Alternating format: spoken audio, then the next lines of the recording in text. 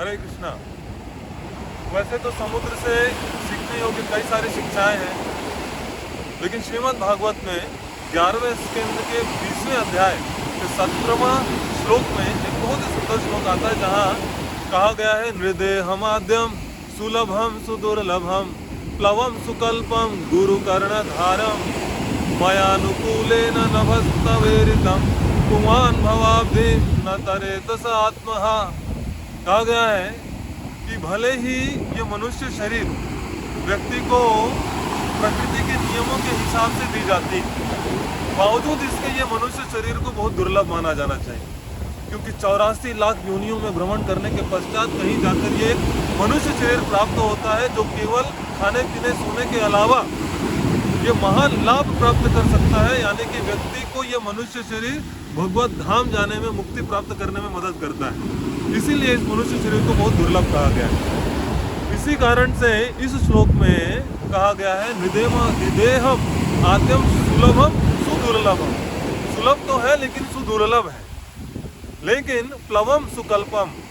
और ये मनुष्य शरीर को एक नाव से तुलना की गई। जिस प्रकार से समुद्र को पार करने के लिए एक नाव की आवश्यकता होती है, उसी प्रकार से इस संसार रूपी सागर को पार करने के लिए मनुष्य का जीवन,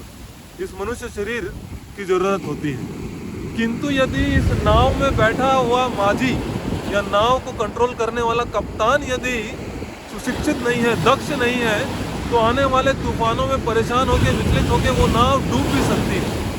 इसीलिए भले हम इस मनुष्य शरीर का सदुपयोग करने में सक्षम ना हो, किंतु यदि इसका कप्तान हमारे एक दक्ष गुरु हो,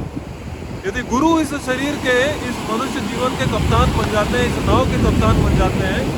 तो वो इस नाव को बहुत भली भांति बहुत अच्छे से चलाकर इस समुद्र के पार भी ले जा सकते हैं। और तो और इस श्लोक में बताया गया है मयानुकूलेन नभस्तवेरितम, यानी कि जो हवाएं चलती हैं, जो अनुकूल हवाएं हैं, जो इस नाव को आगे बढ़ने में मदद करती हैं, ये अनुकूल हवाएं भगवान का संदेश होता है, जो कि शास्त्रों में दिया गया है। तो भगवान के संदेश के अनुरूप जब ये मनुष्य जीवन को बिताया जाता है, जिसके कप्तान गुरु बन जाते हैं, तो ऐसे मनुष्य जीवन की सफलता में कोई रुकावट नहीं आ सकती। और साथ ही साथ अंत में इस श्लोक में बताया गया जा रहा है पुमान भवाब्धिम न तरेत स आत्महा, और ऐसे मनुष्य को आत्मघा यानी आत्महत्या करने वाला, यानी अपनी आत्मा का हत्या करने वाला बताया गया है, जो इन सब सुविधाओं का